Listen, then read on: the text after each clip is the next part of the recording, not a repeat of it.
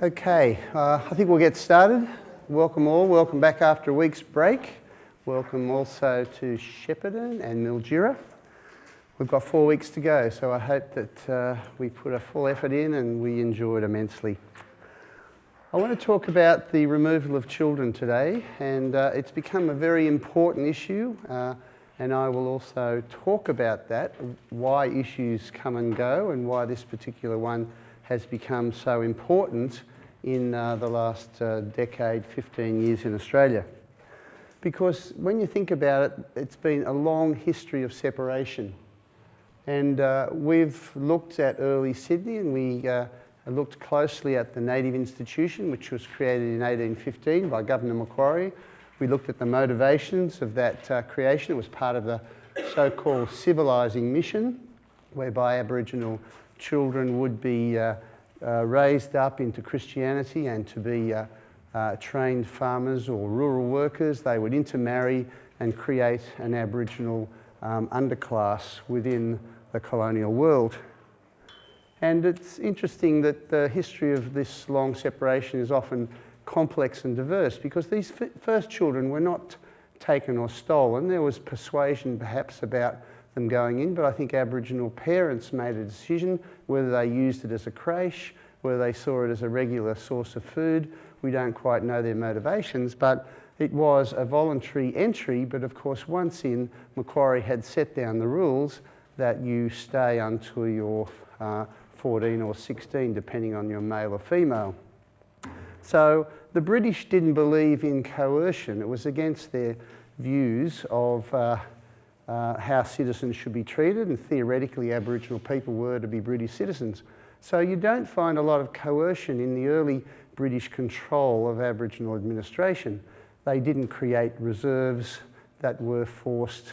That comes later. And they didn't also remove children in a forced way.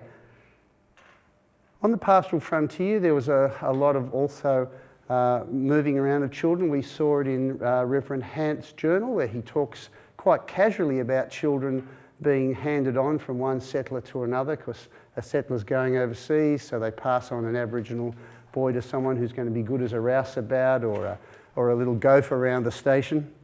So there was quite a lot of this going on in colonial society. And here you see a picture of a boy, Thomas Bungalini, who in many ways has a very poignant history.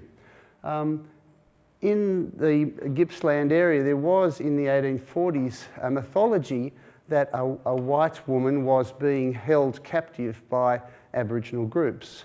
And there was in fact so much concern about this that 3 groups of gentlemen rode out from Melbourne to try and find this white woman in the hands of savage tribes.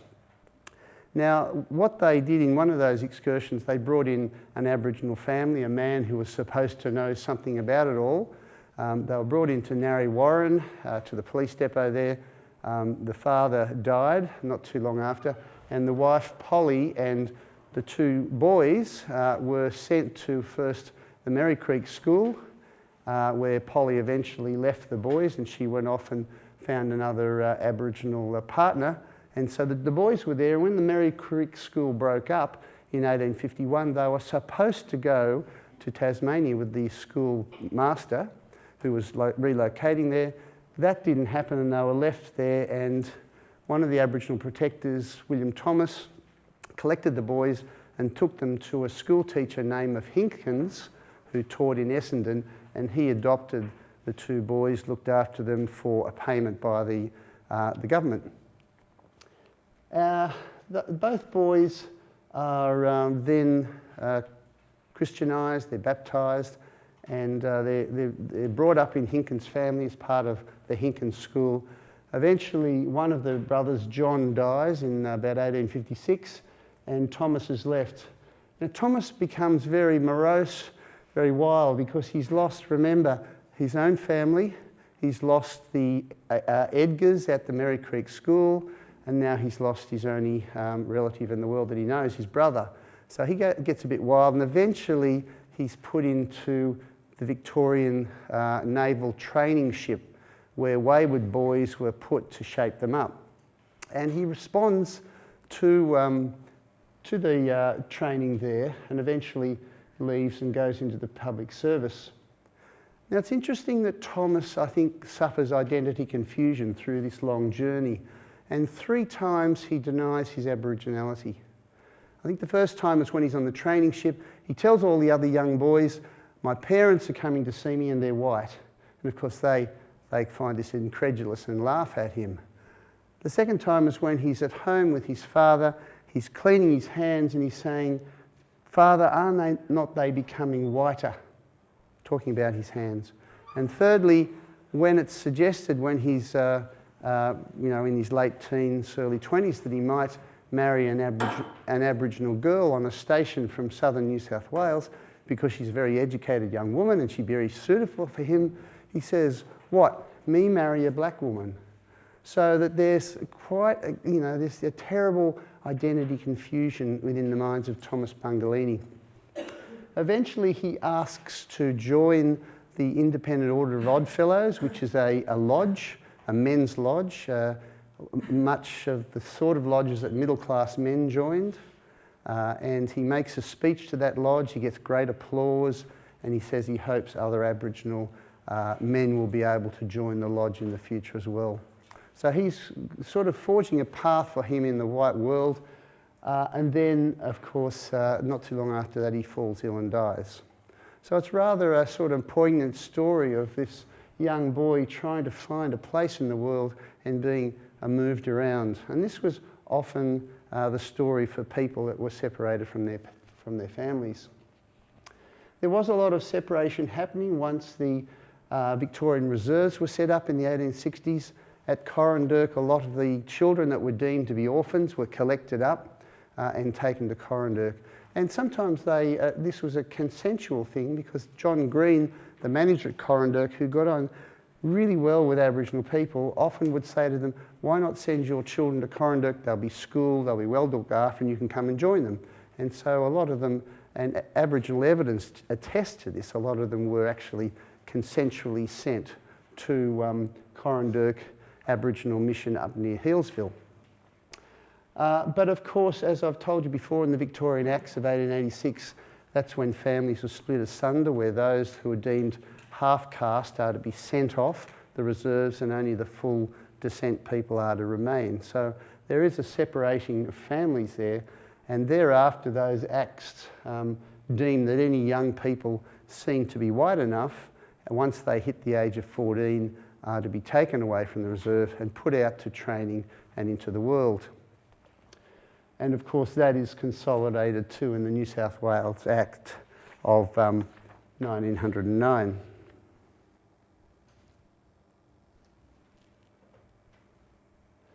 Now, the purpose of all this was the machinery of separation and control.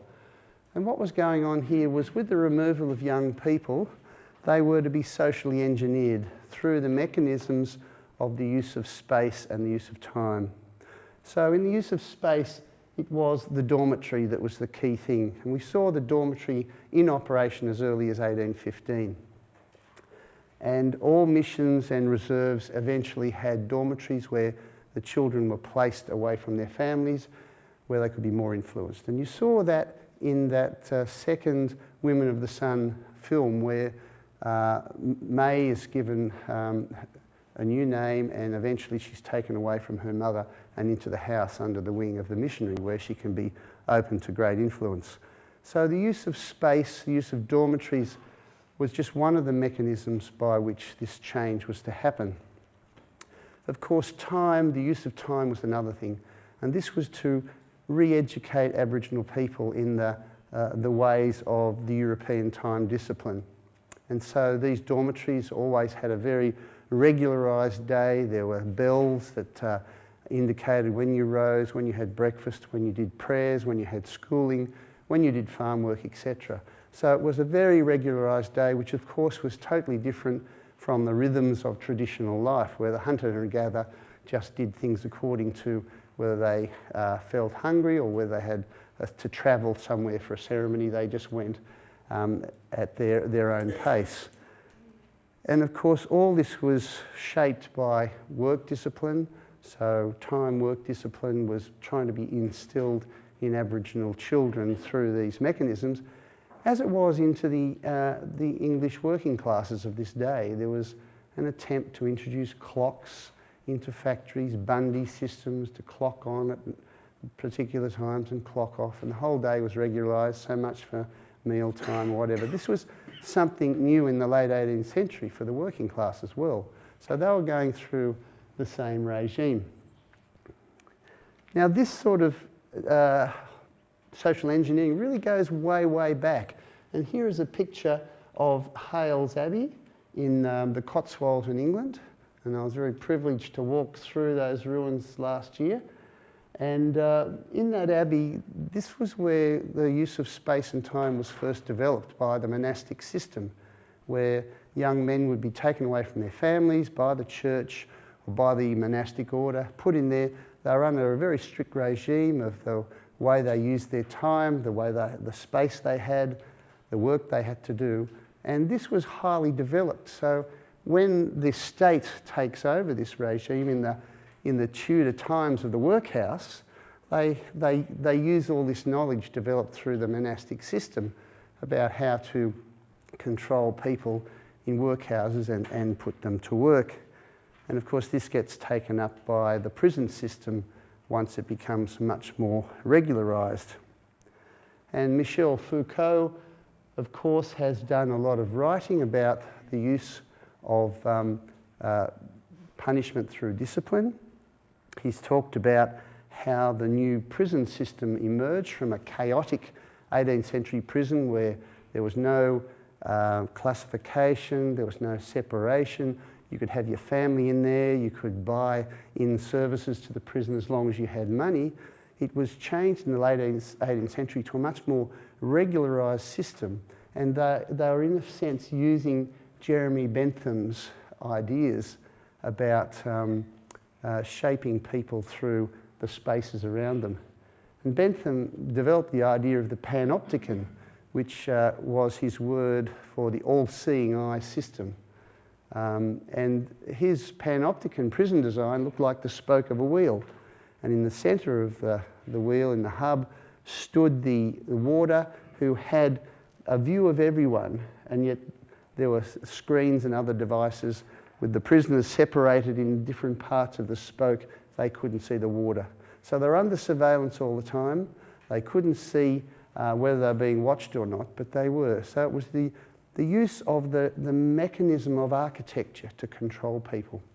And also they had to have a strict regime of time discipline. They could only exercise 1 hour a day, and often this was developed into the separate silence system, whereas when you're outside the prison cell exercising, you still didn't see other prisoners, you had a mask over your head, etc. So it became a highly developed system to try and control people and to change them. And of course sociologists like Irving Goffman wrote a very famous book called Asylums, which showed the similarities between a whole range of institutions, from voluntary ones like convents where you enter voluntary, to prisons or mental asylums where you're often committed to those.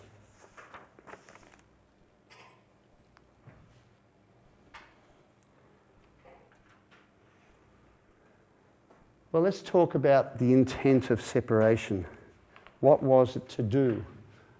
Was it to rescue, or was it to remove people?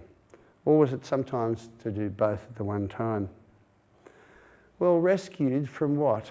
Often the claims were that these people were being rescued from depravity, from poverty, from poor parenting. And particularly with the civilising mission, they were being rescued from savagery and heathenism.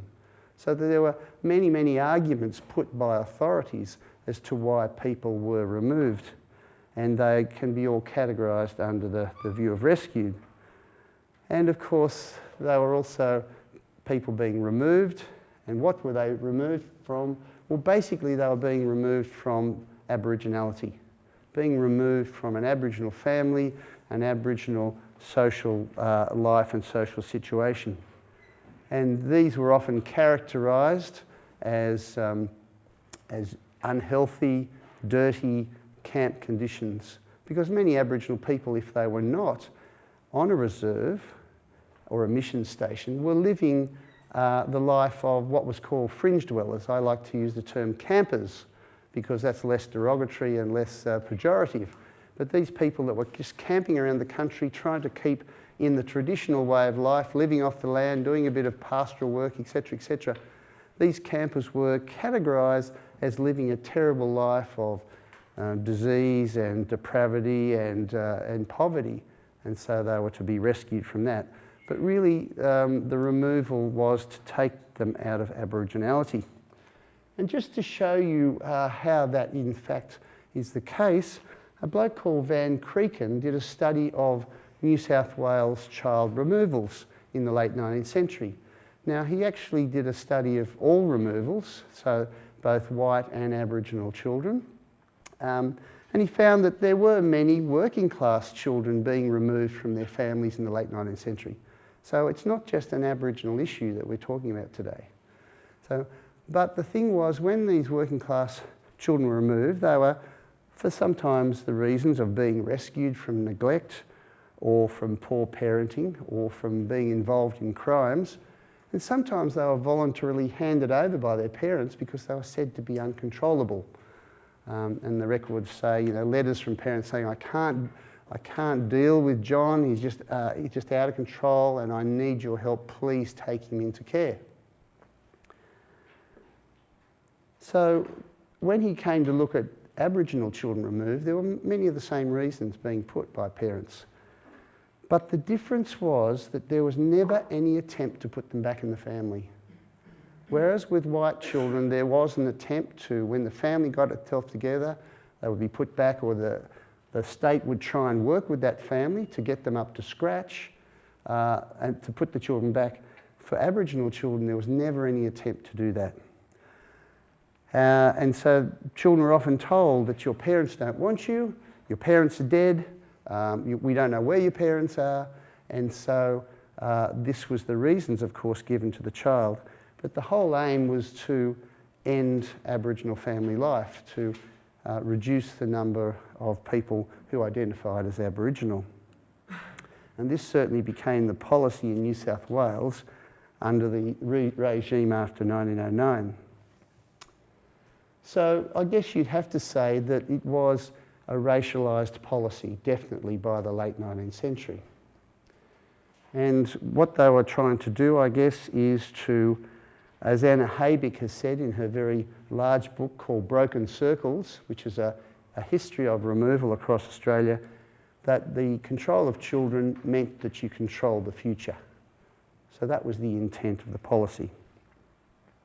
And Peter Reid, in his work on removals from the New South Wales record, says that in the record sometimes they say they were removed because of poor parenting, they were being rescued from bad conditions, from neglect, but sometimes the reason for removal given on the document was Aboriginal. So it was fairly upfront and explicit in the records. And so what I was talking to you last time we met about the whole emphasis on creating a white Australia around the turn of the century, this was part of that policy.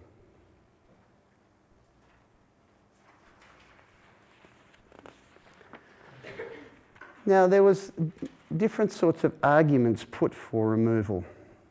And at the policy level, people like Cecil Cook in the Northern Territory, and I'll say a bit more about him next week, and A.O. Neville in Western Australia, were very important in framing removal policy in the 20th century. Now, in a sense, they had a progressive view. It seems odd saying this now, but we have to always look at history in the terms of the day in which it was played out. We can't read back our attitudes from today.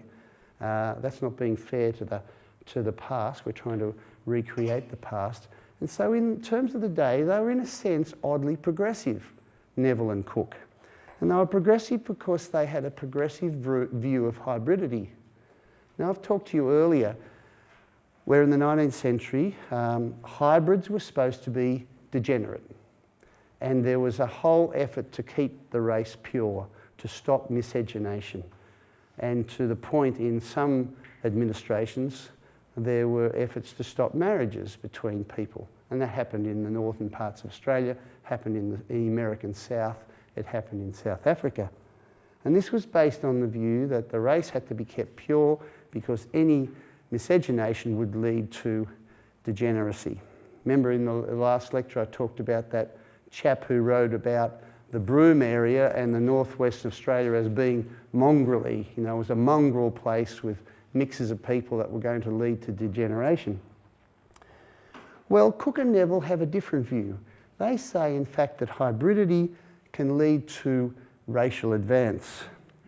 It can bring out the best qualities in both. And they would make a stronger person. For instance, someone better suited to live in the tropics. And I was reading the paper the other day, and I was reading a thing about wheat yields, and it was saying that, in fact, wheat, which is a self-helper, that is, it fertilises itself. Sounds pretty cool, doesn't it? Fertilises itself, and this can lead to declining yields. And the way to do it is with GM modification. They can stop the self-fertilisation to make sure the wheat fertilises with other wheats, and that pushes up yields.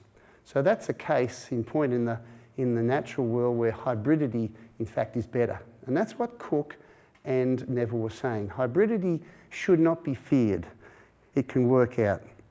And they actually used work done by genealogists and anthropologists at the time to show that there could be a blending of Aboriginal and white Australians. This would take 4 to 5 generations, and there would be no throwbacks. There was no fear that this was ever going to be reversed or whatever.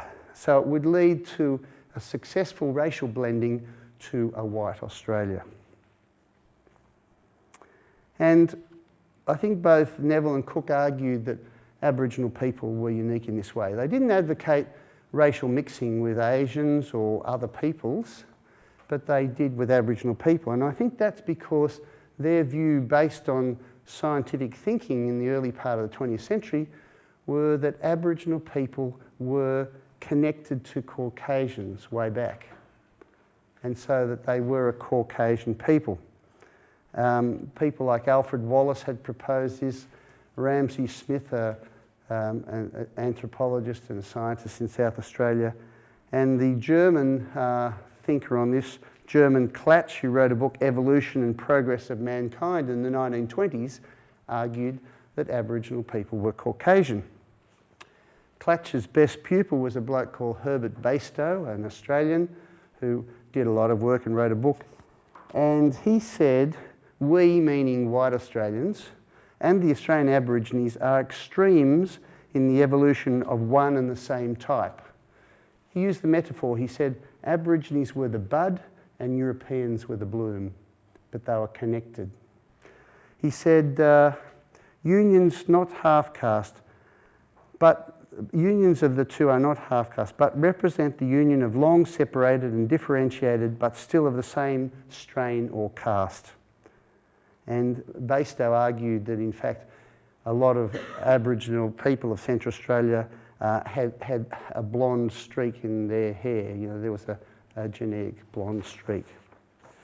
So this is on the science on which they based their views that hybridity was progressive. Now Neville becomes important in this, A.O. Neville, and he develops a vision of the future. Now Neville is the son of an English clergyman who they moved to Victoria, and then eventually he moves to Western Australia. Interestingly, Neville is a descendant of the British man Rolfe, who married Pocahontas in that great mythical but true story of where Pocahontas saves Rolfe's life and they marry. So he is actually a descendant of a successful miscegenation, a marriage. And so I think that's partly in his mindset. Also, he's a public servant. When he goes to Western Australia, he becomes involved in the immigration department, so he's selecting immigrants for Australia at the time when the White Australia policy has just come into place. So his ideas of his workplace are that Australia has to be made white, He has to select proper British types to come out. In the First World War, he runs the Western Australian Patriotic Relief Committee, and so he's a great defender of Australia, a great patriot. He then gets a job as the Aboriginal Protection Board, becomes the Chief Protector in 1915, and he stays in that role till 1939, probably one of the longest occupants of the head of an Aboriginal Protection Board across Australia. And he's noted for his stress on efficiency. He keeps meticulous records. He visits the reserves constantly and he's got his finger on the pulse of most Aboriginal people and families in the state. Now, his vision is that Australia should be white. And yet Australia faces a great problem, he said, that there is a growing number of people of mixed descent. But he is convinced by Norman Tyndale and other anthropologists that through miscegenation you can create a whitening of the population that is one way, irreversible. And so the future for Australia is to genetically absorb people of mixed descent. Also, the belief is still that Aboriginal people of full descent will not survive, and so you will have a solution. So what he does is he creates a whole system in Western Australia of the removal of the young people of lighter skin who are to be put into training places. One of them he sets up is Moore River, and at Moore River they are to learn about rural work and then to fit them for the world, and they are to go into the world and then to intermarry and to be blended. And you can see that he's doing this to a very fine degree because he actually tries to orchestrate marriages between people to make sure that nobody marries back into a darker skin than themselves, but it's always moving forward to that great nirvana of white Australia. And if you're interested in Neville's work and you haven't seen the film, you must go and get to the video shop and see the film Rabbit Proof Fence, because it looks very closely at the policies of Neville. There was a lot of controversy at the time. Some of the Neville family thought it was a very unfair reading of Neville. Certainly he was a patriot. You can never take that away from him. He had a vision of what Australia should be, but it's a vision that perhaps not all of us can share. He did write that vision down in a book, Australia's Coloured Minority, that he wrote in 1947, after he had retired and before his death in 1954. And there is a biography of him by Pat Jacobs called Mr. Neville. Now, the purpose of talking about Neville is that he becomes very influential. In the late 1930s, when he's at the height of his powers, he's been in the job for 22 years. He's got the status and prestige of one of the most knowledgeable people in Aboriginal affairs. And he goes to the conference. Now, as I've said, he's a progressive for his day. And in a crazy sort of a way, a crazy paternalistic sort of a way, he thinks he's caring for Aboriginal people by rescuing them from depravity, from Aboriginality, which is a sort of dead end, and putting them into the progressive stream of white Australia. He was an Anglican lay preacher, and he was the son of a minister. So, he probably, did not see himself as a bad person, and by those around him as a bad person. His vision was just a vision of his day. But in the end, it was a vision about controlling Aboriginal people. Now, at the 1937 conference, which was a conference of administrators in native affairs from across the country, he takes a dominant role. He's the expert, and he's got the solution to save Australia. In policy terms, the 1937 conference decides that the destiny of the natives of Aboriginal origin, but not of the full blood, lies in their ultimate absorption by the people of the Commonwealth, and it therefore recommends all efforts be directed to that end. Now, that was quite a radical shift, because until then, administrators were saying that Aboriginal people were going to die out. They were a doomed race. And here is a new initiative, again one that we might find think very ambivalently about, but it saw a future, at least biologically, for Aboriginal people, if not for their culture. So there was to be a progress to equality, to education, to employment in the wider Australian community. Have you heard those sort of aims recently, I wonder? Mentioning no names. So it was in a sense progressive, but it was at the cost. And the cost was that Aboriginal people were to be totally absorbed into the community. Their sense of Aboriginality was to be erased, to be extinguished. And that was the deal. So they would be equal Australians, but they would no longer be Aboriginal Australians. They would be changed, they would be absorbed. And so the desires of the majority were to prevail. And at the conference, Neville asked, are we going to have a population of 1 million blacks in the Commonwealth, or are we going to merge them in our white community and eventually forget there were any Aborigines in Australia? Eventually forget there are any Aborigines in Australia.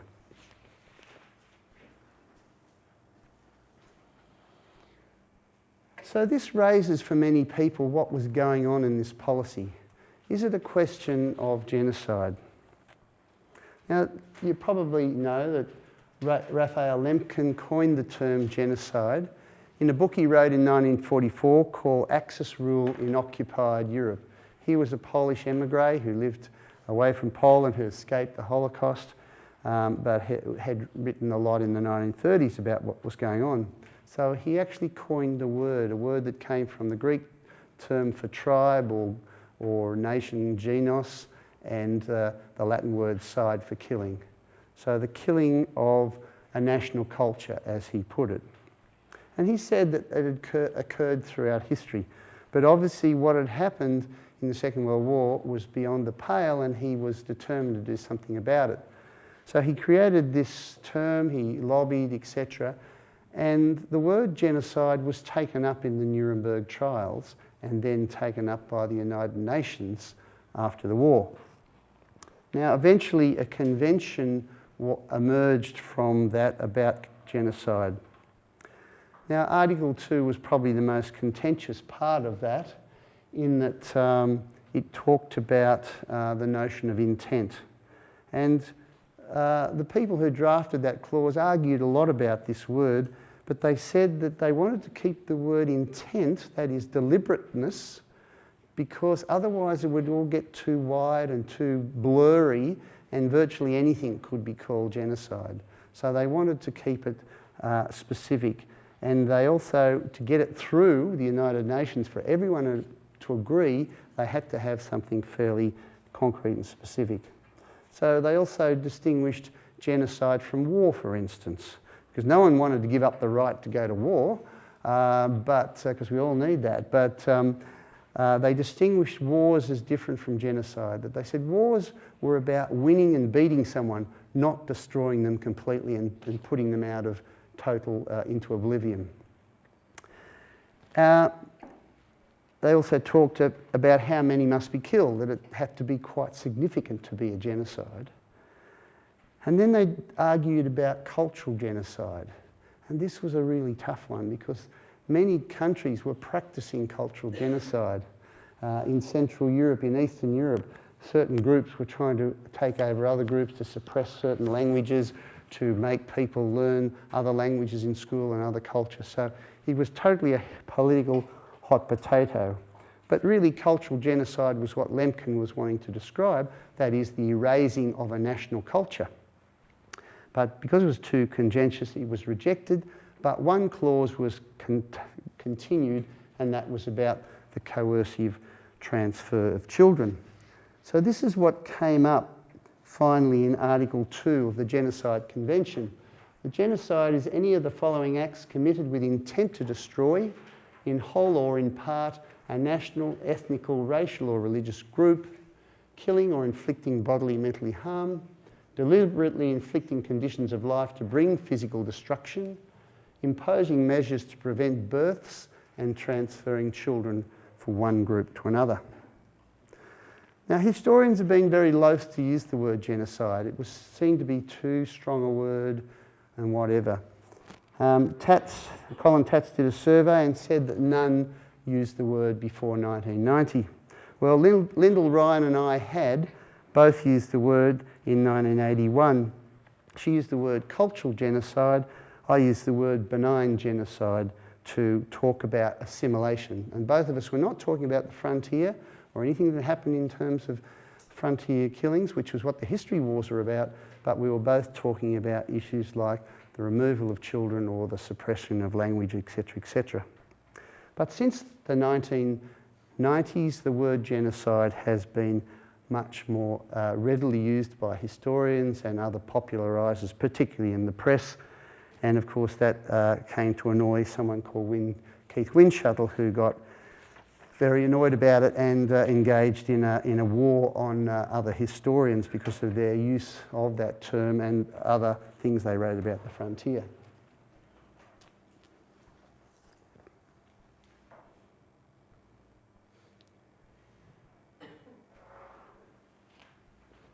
So, I think I've already talked about that. So what was the level of child separation? This has always been a very important issue. It is hard to put figures on things, the number of people killed on the frontier, the number of children removed, but it's something we all want to know, and so we sort of urge historians to make estimates, guesses, totals, etc. See, Anna Haybick, in her very big book, is a bit frustrating because she doesn't give an overall statistic for how many might have been removed. Peter Reid talks about 5,000 in that time period I've got up on the board. Something like maybe 15% of children were removed.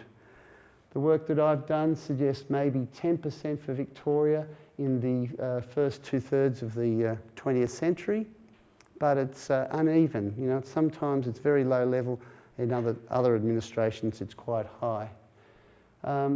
Bringing them home suggested that maybe it was 10 to 33% of all children were removed. So whatever, if it's 10%, if it's 15%, or if it's 30%, it means that just about every Aboriginal family has a story of someone in their extended family being removed. And so it has a strong impact on them.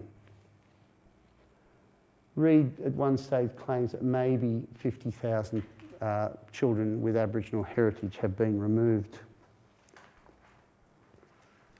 Certainly Aboriginal people themselves claim there was a survey done in 1994 of those who were removed, and this is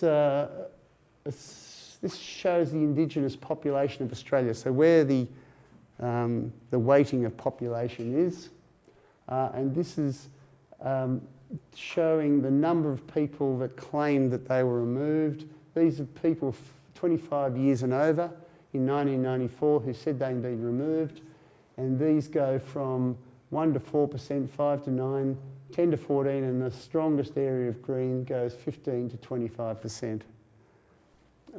So many of them fall into the sort of 5 to 10% or this percentage here. But very, very high percentages, 15 to 25% down here, and of course that's where AO Neville was operating in the 1930s. So I guess if these are statistics, how is this story being told?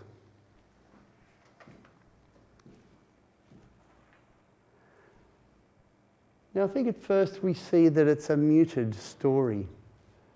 And I think for a number of reasons. Now, it wasn't an unknown story. Henry Reynolds has written the book, Why Weren't We Told? Well, that's not so. We were told. Anyone reading the newspaper consistently over the years would have seen press reports about Aboriginal children being removed, maybe protests against or harrowing scenes as children were dragged away by the police. And so we know that there were reports at the time. So really it's perhaps a failure for us to act on this, a failure of our imagination to see it was important, to see that this might have been something to do in the end with us. It might have been something that we should empathise with as family people. If it was reported, usually it was in terms by the press of the need to rescue people from fringe camps and Aboriginal conditions. Even the Day of Mourning manifesto, which I've talked to you about before, was silent on this, which is quite interesting because this was a document written by Aboriginal people protesting about a great range of things. But a lot of that document was focused on political rights, the need for citizenship rights and the need to be treated like other Australians politically. And so perhaps it wasn't an issue that exercised the minds of those who wrote it. And Margaret Tucker, who has written her biography, If Everyone Cared, even she tells the story in a fairly muted way in the book, although she does have a couple of chapters on being removed and how she hated the experience. But there's no sense in the book that this is part of a wider movement, that it's happening to anyone else but her. There's no awareness of that. So I think that this is an interesting thing. Why does a story that's so underplayed suddenly just burst out? Well, the historian Bain Attwood has suggested there are perhaps some reasons for this. Well, first of all, I'll just show you that's Margaret Tucker's form. That's the actual document in the archives, which gives her parents, her mother and father, and it talks about her removal here, and then there's the history of where she was sent to. So they're the documents that historians have used from some of the archives. Now, Bain Attwood suggests a number of reasons why, we seem to be losing connection, suggests a couple of reasons why it's a muted story. First of all, he says that there's a fragmented memory by the community. And if families are being broken up and disrupted, then some of that story is difficult to piece together because it's fragmented. It's also a very traumatic story, and we know that a lot of people in trauma just don't talk about it for years and years and years. People have been to war or whatever, they often don't share it with their own families. They just stay silent on it. It's just too painful to talk about. Also, Attwood suggests maybe the main interest of Aboriginal people were in masculine discourses of political rights. This is what the men were on about. The men were talking about that issue, and they didn't have so much connection with the issue of families, which is perhaps a more maternal issue. There was also possibly a reticence to talk about it because of being deferential to whites. This was something I didn't want to talk about. And many people no doubt had doubts about why they were removed. People often think, well, why didn't my parents come and get me? Why am I here? Why was I left? Was it something I've done or, something they did? So there's a great deal of self-doubt about the whole business and not wanting to raise it up. And also he argues that there's not enough vehicles to tell the story. Margaret Tucker publishes her book, but very few other people at that time are publishing life stories, although now there are, of course, heaps of them.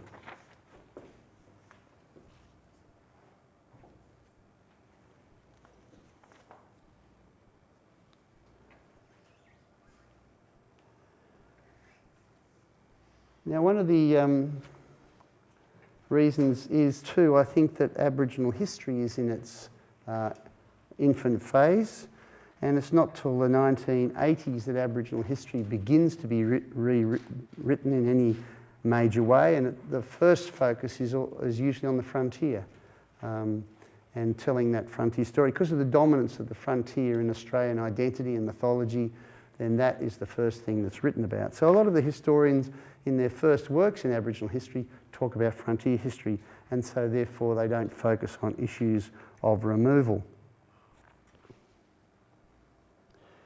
And sometimes it's just very hard. So when I wrote my book in 1982, in the first edition of it, I only had Margaret Tucker's story and Doug Nicholls' story that talked about removal. There are very few other stories for me to draw on, so that I didn't have any wider sense, I didn't have any wider analysis to work with. And so there was just a whole sort of ignorance about the issue. But it does change, and Atwood suggests 3 reasons for why it does change: that there's an authoritative figure, there's an aggrieved group, and there's a receptive context. Well, the authoritative figure was, of course, the historian Peter Reid. Peter Reid did a PhD on the Wiradjuri people of New South Wales. He used a lot of oral history when he did that thesis. And after he finished his thesis, he was commissioned by a state government department in New South Wales, and we must, I suppose, thank some bureaucrats that put up some money for this sort of thing, to do a study of removal of children. And it was the first study ever done, and he produced a short paper, article length, in 1983, which he first gave the title of The Lost Children. And then it was his partner, who's an academic, who suggested he call it the stolen generation, not the lost generation. And that was a very important thing, because the word stolen has much more purchase in a way than the word lost. Secondly, he links up with an aggrieved group. He meets a woman called Coral Edwards, who'd been removed herself at the age of 1 year. She'd been to the Cootamundra training home until 15 and then put into domestic work. And she was basically, as a young person, ashamed of her Aboriginality. And slowly, through meeting people, partly meeting Peter Reid, she comes to the view that she should renounce that view and change entirely. And so in about 1980, she reverses her shame about Aboriginality, takes up a position of pride, and decides to find her family and then to go on to help other people find their families. And so they form an organisation called Link Up in 1981 in New South Wales, which is all about helping people trace their roots. And this whole thing, I think, creates a narrative. The narrative goes like this: that I was lost and now I'm found. The sort of great lines in the hymn, The Amazing Grace, a very powerful hymn that has been sung and re-sung so many times. It's about an identity journey and finding oneself. And it's very powerful. It's like the evangelical story of being welcomed home to a new life, to a conversion. And so it's a powerful story. It's an archetypal story that gets to us all, of being lost and then being found, of returning home. The great stories of yearning in human society. And then this story finds a receptive context, because from the mid-1970s, Australian governments had shifted to a multicultural discourse. With the coming of the Whitlam government in 1972, there was a new view of ethnic communities. There was a reassessment of the assimilation policy for both ethnic communities and Aboriginal communities. And for the first time, Aboriginal organisations are emerging, that are being run by themselves, health services, legal services, etc. And the government starts to slowly fund these groups, and then starts to slowly fund political groups like the National Aboriginal Council, which represents Aboriginal opinion. And what they're doing, I suppose, is what Governor Macquarie did when he gave out breastplates in 1815. He was trying to create leaders to negotiate with. And so governments are starting to acknowledge Aboriginal organisations, acknowledge Aboriginality, and then this creates a receptive environment for the stories of removal to be heard. So then Aboriginal storytelling begins, and we've seen quite a number of the bits of the 4-part series Women of the Sun. 3 of those parts, actually, I think I've got one up here, but 3 of those parts talk about removed children, but particularly the last episode is all about the issue of removal, and you should have a look at it in the library one day. So there's new vehicles for these stories, and then historians start to get involved. Anna Haybick writes For Their Own Good, which is about Neville's policy, the Moore River mission.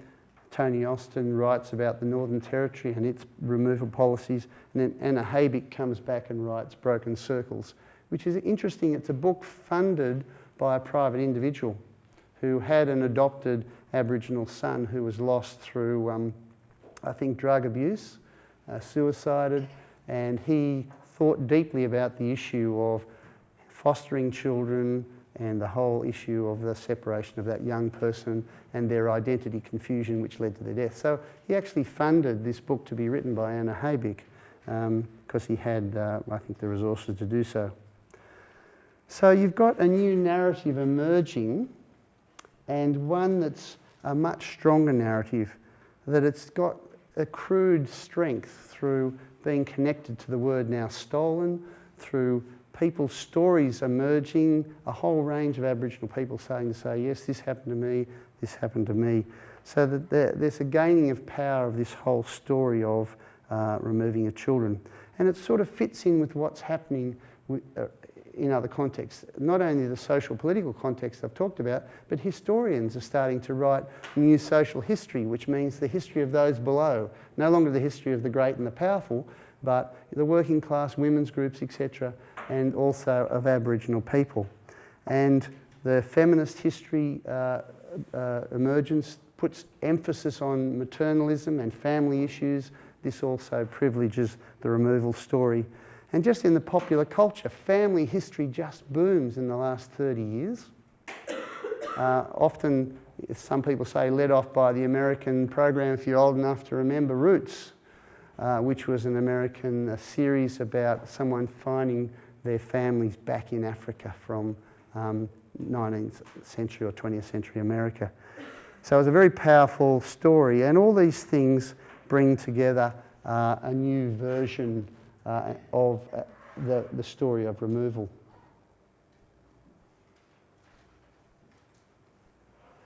So I've already spoken about this series, Women of the Sun, becomes a very noted series, wins a Peace Prize, etc. And in the three of the stories, it's about the story of removal. And of course, just on that matter, before I go, Hillis Maris was in fact the niece of Margaret Tucker. So she knew from the family stories about removal, and that's one of the reasons why she wanted to tell that story so much. She had two aunties, Margaret Tucker and her sister, both removed. So she puts forward that view very strongly. So you can see that there's narrative accrual here, and people start to see that there's a lot of political leverage that can be gained from this story. It actually is a story that pings at the hearts of everyone, and it you know, frankly speaking, it's good strategy, good political strategy as well. And people like Geraldine Briggs in Lousy Little Sixpence, who's not removed, actually tells her own sister's story and toughens it up. She tells it in a much tougher way than Margaret Tucker does, because Margaret Tucker becomes a good Christian and she doesn't want to dump the dirt too much on anyone. But Geraldine has no holds bar approach when she tells the story about her sister's removal. So the retelling of a story, it just enlarges and becomes much more powerful. And you can see, of course, then it starts to be put down in not only books but the arts. Julie Dowling in that thing is telling the story of removal in her image.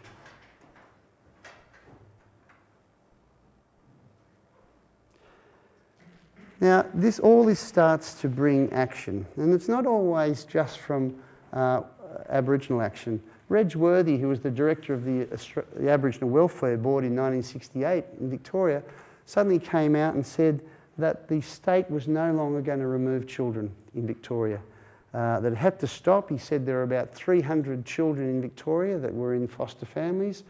The state didn't know about all of them. Some of them been brought from interstate. Some of them come on holiday programs down from the north and never been returned home. And he said he had to stop because children were actually being passed around without the knowledge of the state. This sounded very much like what was happening on the frontier.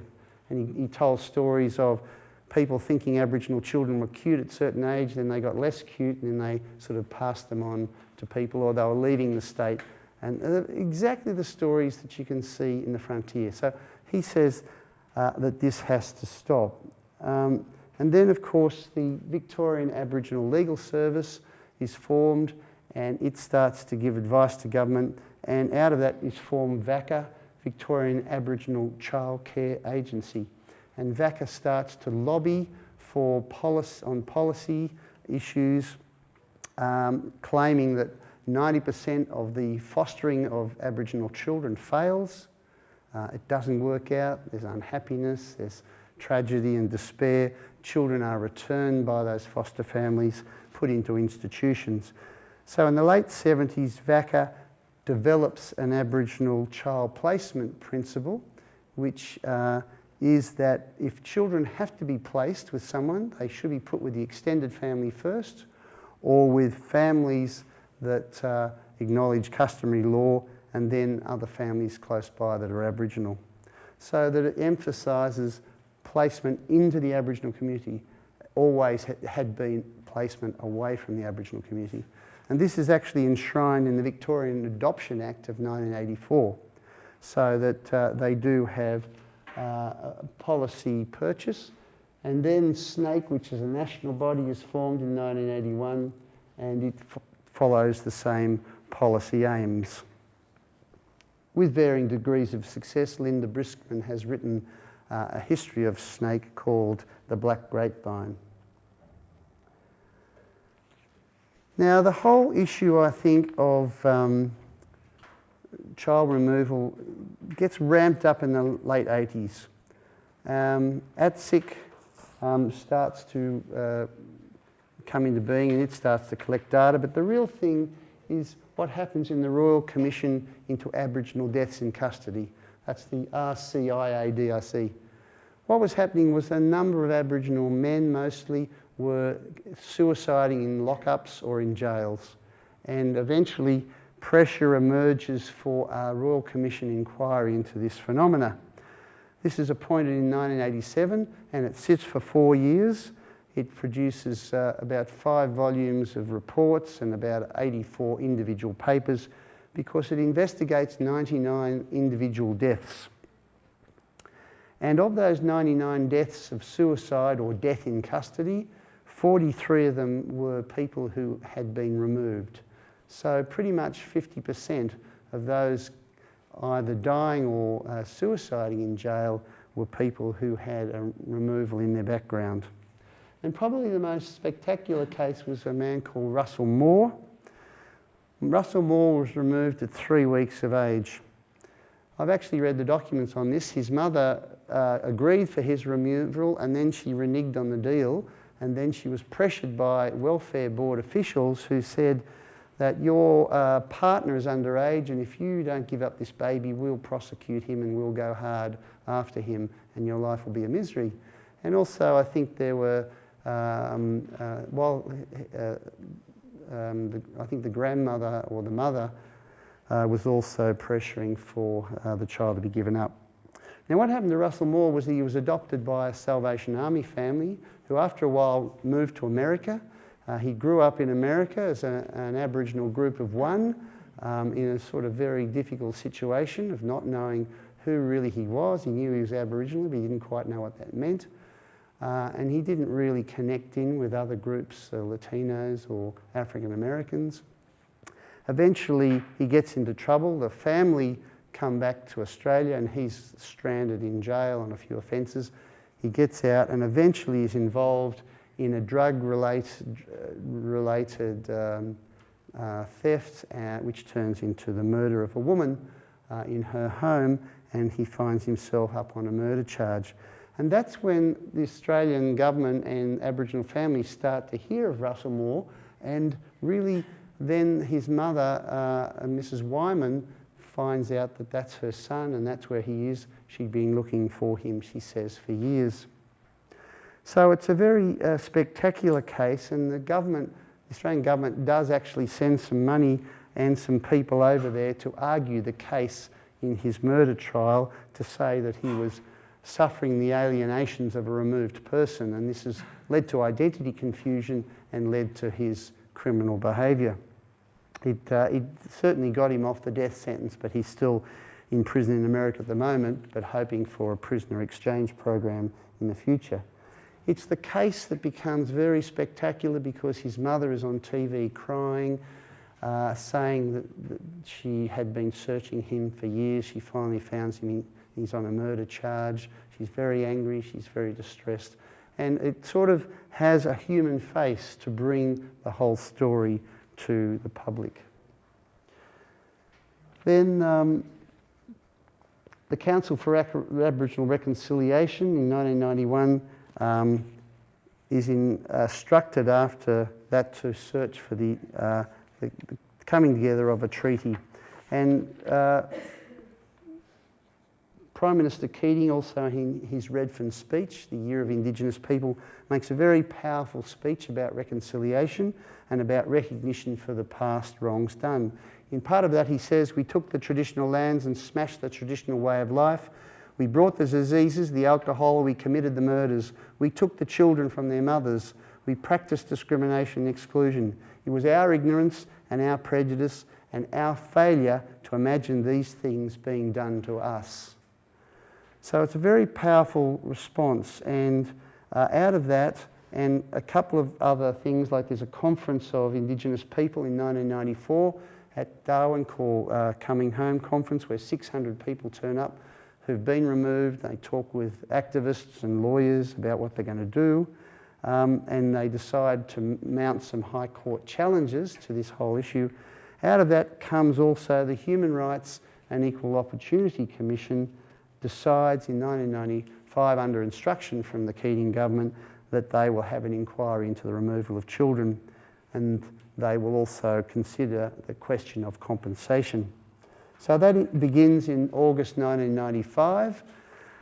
The following March, there's an election and the government shifts from the Keating government to the current Howard government. Then, once the report is made, there is an almighty debate that goes on for about 3 or 4 years. The report called Bringing Them Home, sorry, that's flipped over. And that's the front cover of the report, Bring Them Home. Took 2 years, not one, and came out with some very controversial findings. That is that up to 30% of people were removed, and it frequently used the word genocide in its report. It was based on a great deal of oral testimony. It argued that there should be compensation because there was a United Nations Charter. Australia had signed the Genocide Convention in 1948, and it put out 53 recommendations for reparations, the access of records by people, counselling for people who'd been removed. Now, all this was fought out in the context of the land rights legislation, particularly the WIC bill and the 18 months of controversy, which I'll be talking about in a couple of weeks, about the WIC legislation. It came in the context of the rise of Pauline Hanson, who was the leader of a party called One Nation, which was extremely controversial because of its very out there, exaggerated views of the present situation, particularly on race. Also, there was another issue, the Hindmarsh Island case, which was about the authenticity of Aboriginal tradition or not.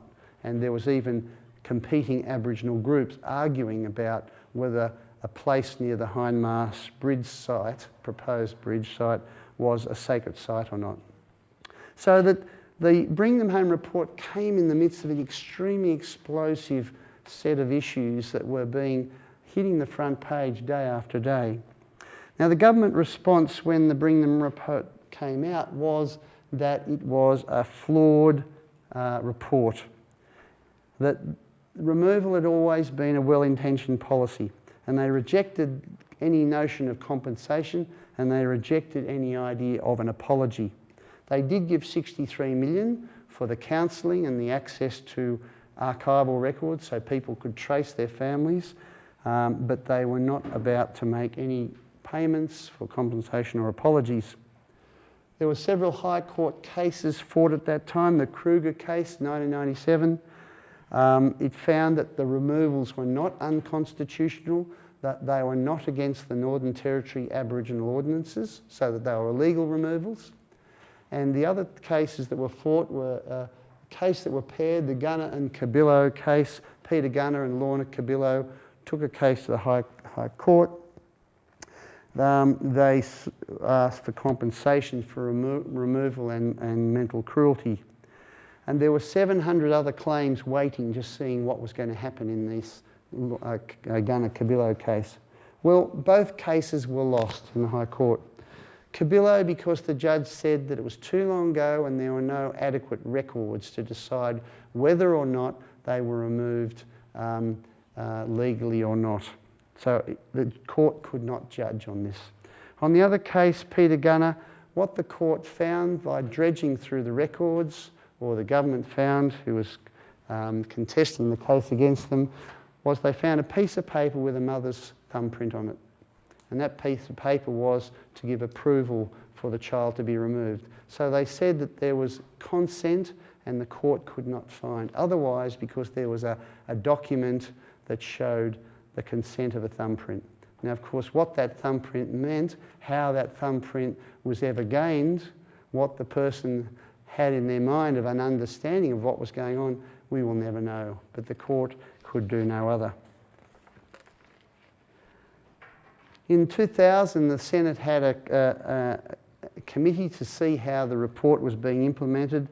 The federal government again opposed compensation. They said the policy was lawful at the time, it was benign in intent, and they even argued there was no stolen generation because only 10% were taken, so it wasn't a generation, it was a tenth of a generation. So they were being very, very pedantic, very sort of obstructionist. Peter Howson, who was an old Minister of Aboriginal Affairs in a Conservative government 30 years ago, came out, wrote a lot of articles, claimed the Gunner and Cabillo case meant there was no stolen generation. Even though the judge in that very case had said specifically in his decision that the refusal of this case did not mean that there was not a stolen generation.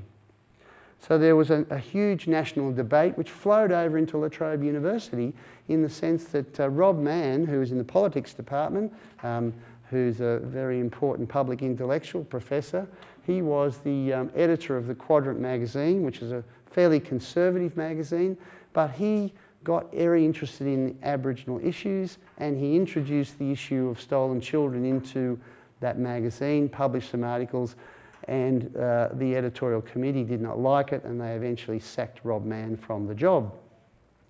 So it was discussed around the dinner tables of Australia. It was out there, it was in the press, the media, etc. It had a lot of minor episodes when they held a 30-year anniversary of the referendum on the 1967 referendum. There was a big dinner in Canberra. Prime Minister went there, gave a speech, and half of the audience turned their back on the Prime Minister while he spoke. That got a lot of coverage. John Howard consistently refused to say sorry. He was asked continually, time and time again. And when there was a reconciliation march in 2001, he even stopped his cabinet ministers from marching across the bridge at Sydney Harbour and other places as part of a reconciling gesture. Now, in this whole thing, that there was no place for history in the debate.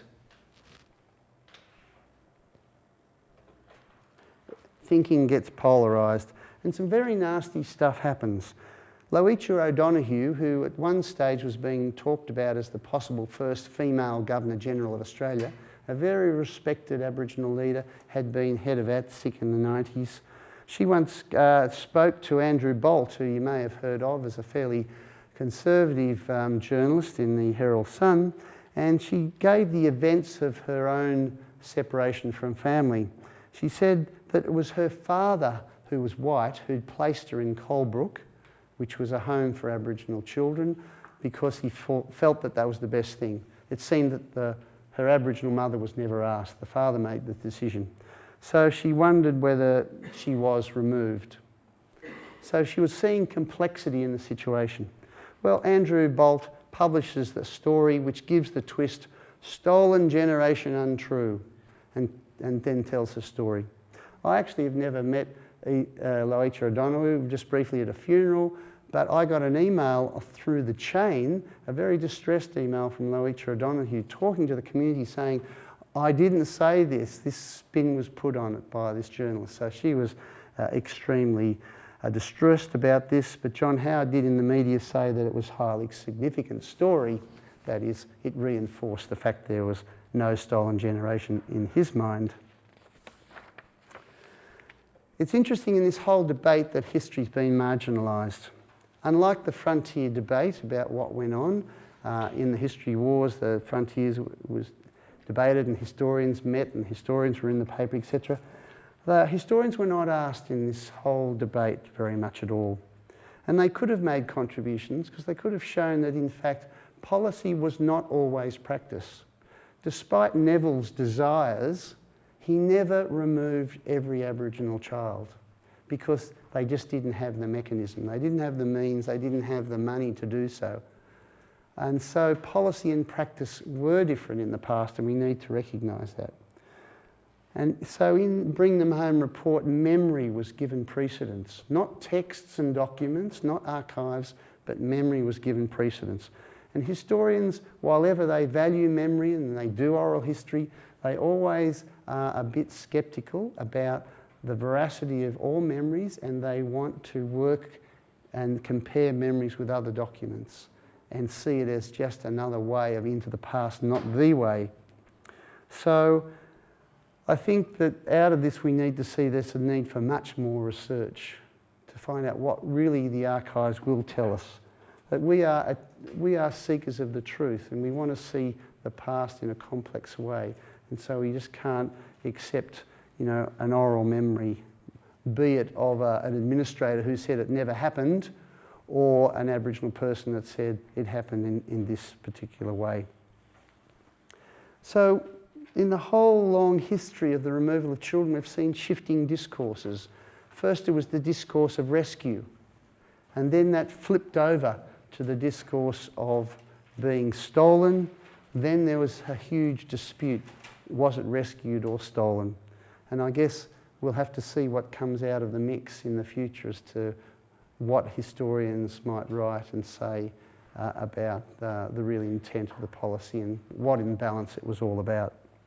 So I hope that's been useful. I now want to just show you a half-hour video on the Bring Them Home report, and you'll see Sir Ronald Wilson, who was the author and the head of that inquiry, who is speaking on tape. He comes in for a great deal of criticism by Conservatives after that report and is vilified.